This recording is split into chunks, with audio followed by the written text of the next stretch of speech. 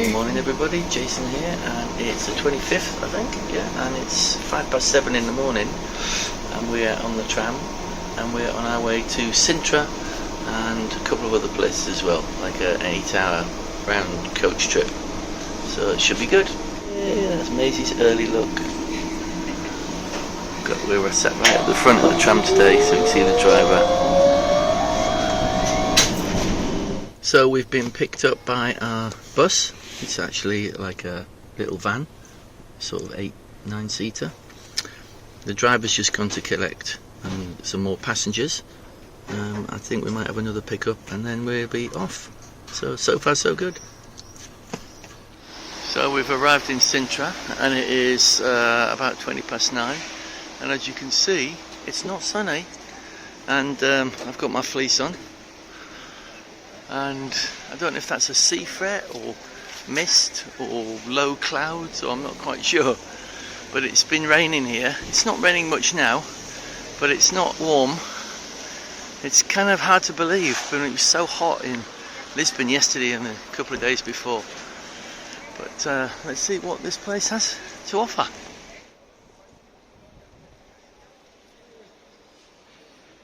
The Palacio Nacional de Sintra, and it's foggy, misty, rainy, whatever. The girls are sheltering there, just waiting while the drivers park the vehicles. And that building's seen better days. And the valley completely covered in mist. I think it's actually low cloud, because I think we were at a little bit of an altitude here. So I think it's just cloud.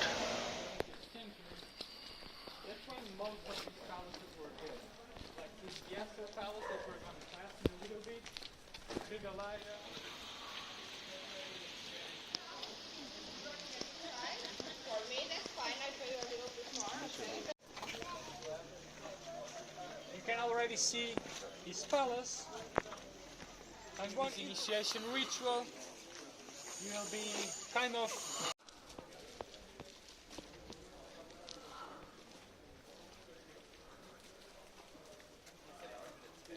This is where we're going now, to Regalia. This is just the ticket prices. So we bought our tickets, and this is the entrance we managed to come in. This actual entrance in there where you actually come through, that was originally stables. So this whole complex has a bit of a history. Like a lot of Sintra, it was occupied by the Moors in the sort of 700s, and then for about 400 years the Moors gradually drove the Christians, Portuguese, all the way up to the north of the country, where they stayed for more or less 400 years. And then there was like a Christian resurgence and they came back down, and then they drove the Moors out. And primarily it was, or credited with a lot of this history, or this driving out of the Moors, was the Knights Templar. And this site that we're on now was originally a farm that was granted to the Knights Templar in recompense and in thanks for driving out the Moors out of Portugal in, I guess, sort of 1200s, that sort of time. And then the further to that, the history of this site was that this was acquired by a chap whose parents had gone to Brazil in the early 1800s, and they'd managed a rags to riches story. They'd, surprisingly, and much to everybody's consternation, they'd managed to make themselves super rich. And then when their son was born, they sent him at age 18 to Lisbon to go to university.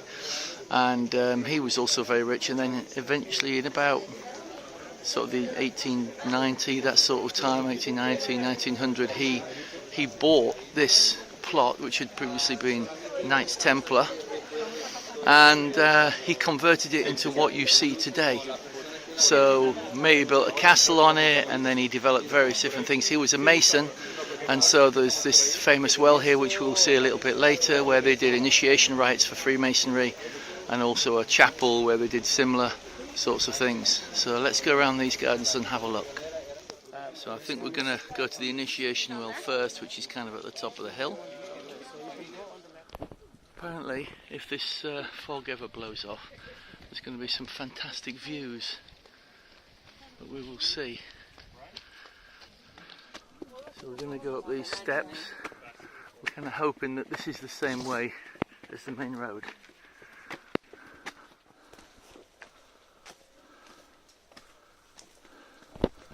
Up the airy mountain, down the rushy glen. We don't go hunting for fear of little men. So we're going to go inside the initiation well. Not sure if we ever will come out, so if you find this phone and you don't ever find us, then we're in here.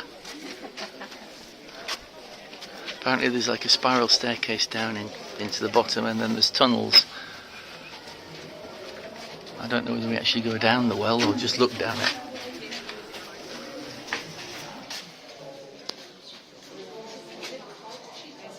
Oh my goodness, we're going down there.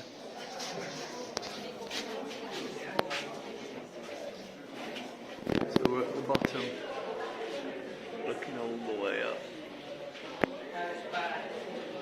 Now we have to make our way out of the tunnels, which when they did the initiations I think would probably pitch black. Maybe they had candles or something spooky like that. It's pretty cool. These tunnels were actually built before that well. That well wasn't built from the top down, it was built from these tunnels up. So these tunnels have existed for some time. And this little side tunnel has come up to another well. Not as high or as deep as the other one, but kind of cool. This is the little side tunnel which you have to bend down to go down. It's not full head height. Just imagine what it's like down here if it was dark. Now we're going down towards the eastern grotto. There's another fork back there that goes to a waterfall. I'm not sure whether we should have gone to that one or this one first, but it's kind of cool going down these tunnels. We're going downhill now.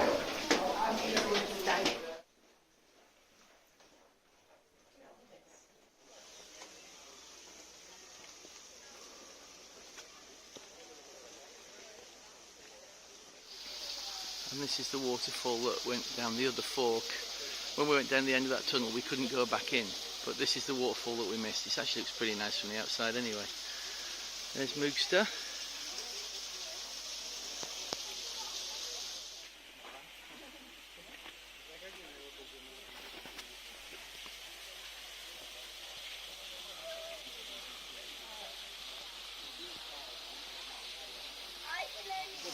Inside the wall, they will be able to go down the wall. And back then there were many exits from the wall. We'll go into the top and then we'll walk down into the wall.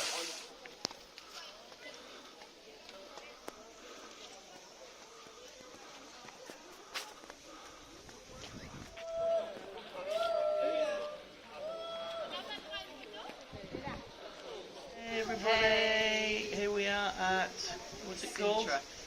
Well, we're in Sintra, but what's the site called? Region area? Regalia. Yeah, something like that. We're at the top of the little tower, and there's not too much to see because of the mist. It's very atmospheric. There's not an awful lot to see. What's your head nice? That's the waterfall down there.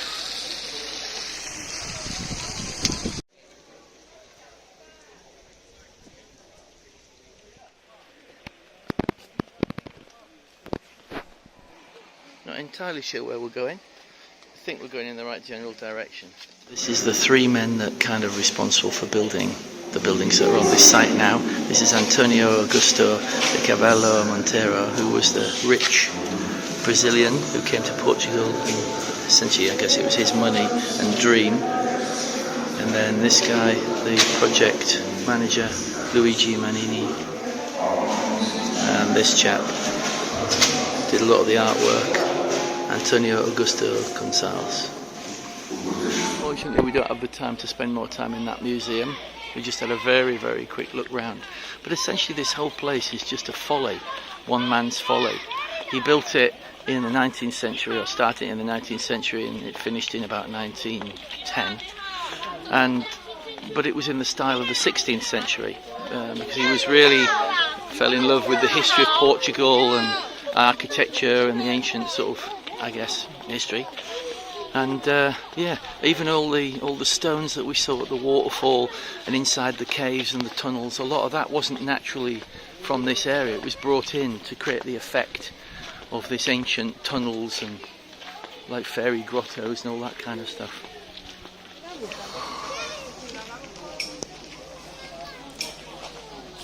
Everywhere you look there's gardens and crazy buildings.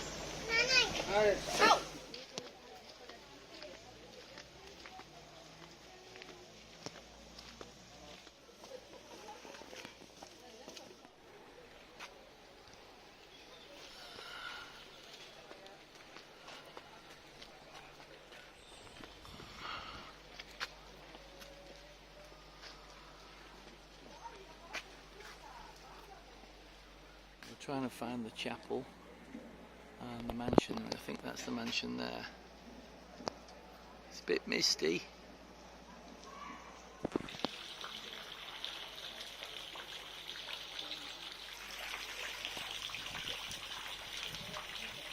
This is the capella, which is currently undergoing restoration work.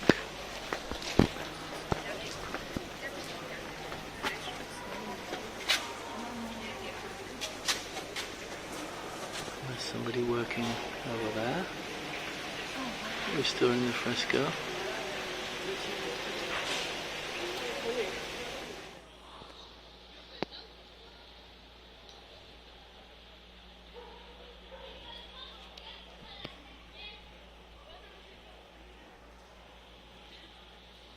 So this is the main castle. This was a dining room in the style of Italian Renaissance, mosaic floor, ornate architrave. This was the main living room. This amazing wooden ceiling.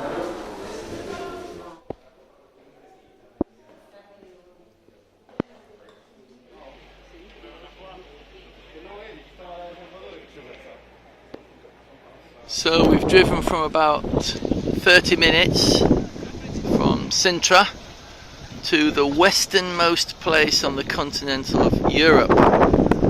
So that lighthouse there was built in about 1770, and it was kind of one of a chain of defensive mechanisms that helped protect the coast of Portugal from foreign invaders. I guess maybe the British even.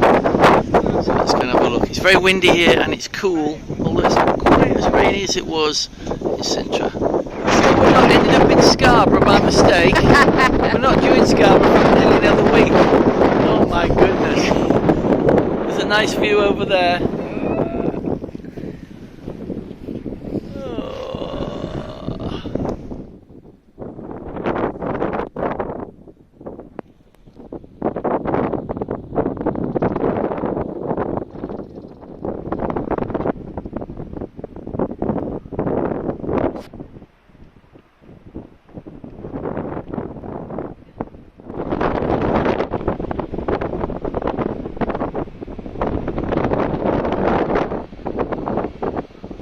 Straight out that way is the Atlantic, and all the way to Washington, which is about on the same latitude as where we are now, Portugal. It's after being back from a daredevil stunt near the edge. See that sign? It says restricted area. You get fined 30 to 300 euros. I think that's probably if you fall off. Here's Kirsty and Cameron. It's really windy on this side here. This is the most westerly point, 38, 47, 9, 30.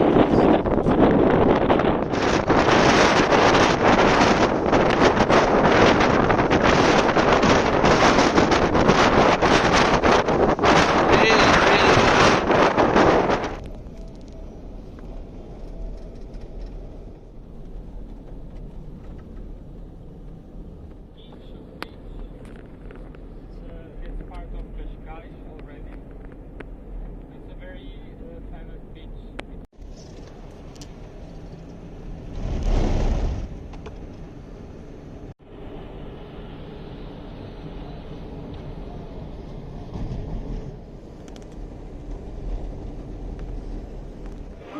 having a buffet lunch.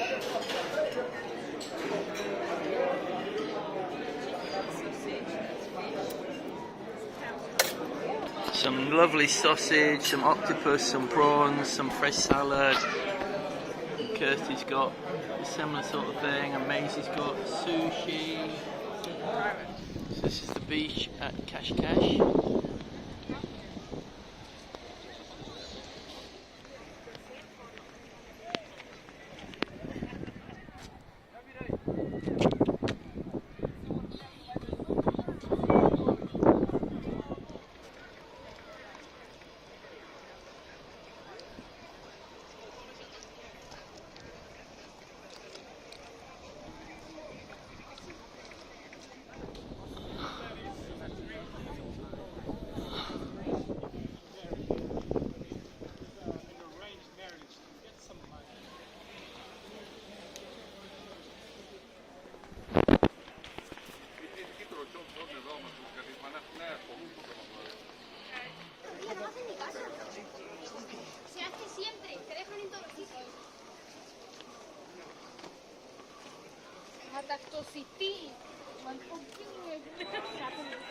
Where is he?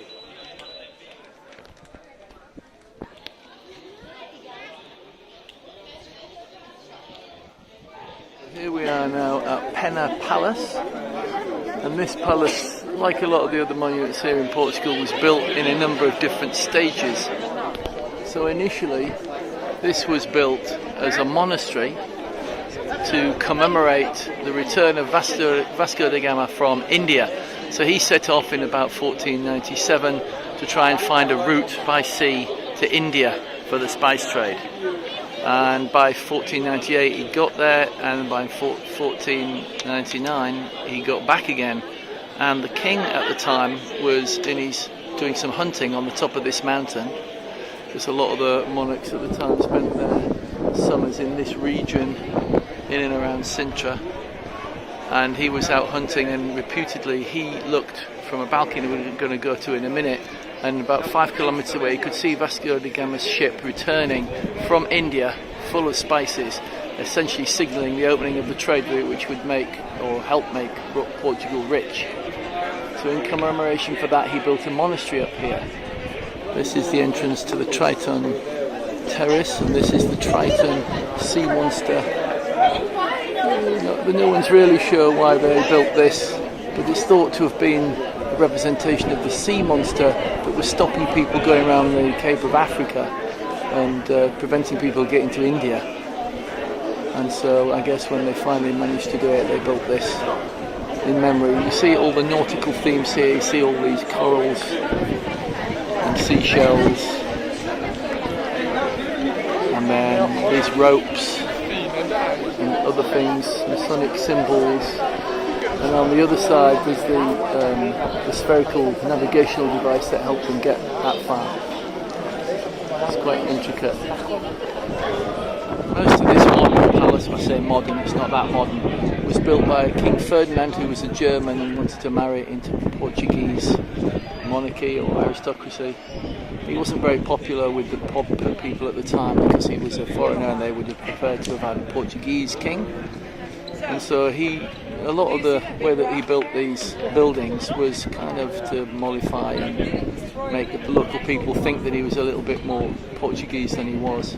So this terrace is looking in the direction of the coast, and as you can see today it's pretty misty and you can't see anything, but normally you can see the coast and the sea. And this is where the king at the time in the end of the 15th century saw Vasco da Gama come back from India.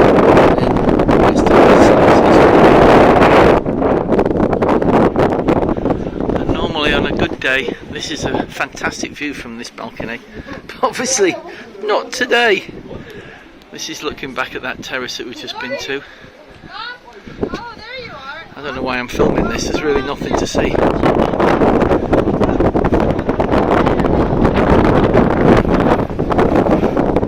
What's down here? Oh my goodness. What is that? It's like the original corner of the castle or something? It's kind of weird, isn't it? Like a weird alcove.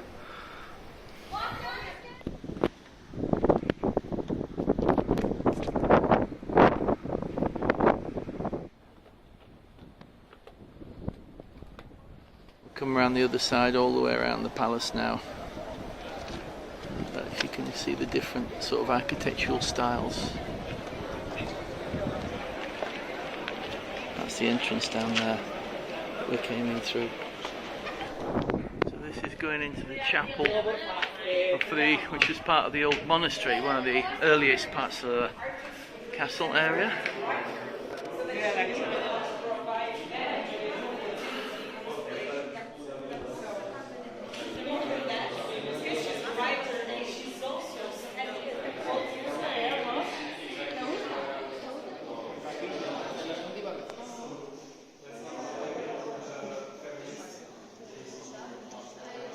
This is St. George slaying the dragon. That's the Virgin Mary and baby Jesus. This I think is probably Vasco da Gama, coming back from India. And then this one is King Ferdinand holding a monastery with this window. Is this stained glass window?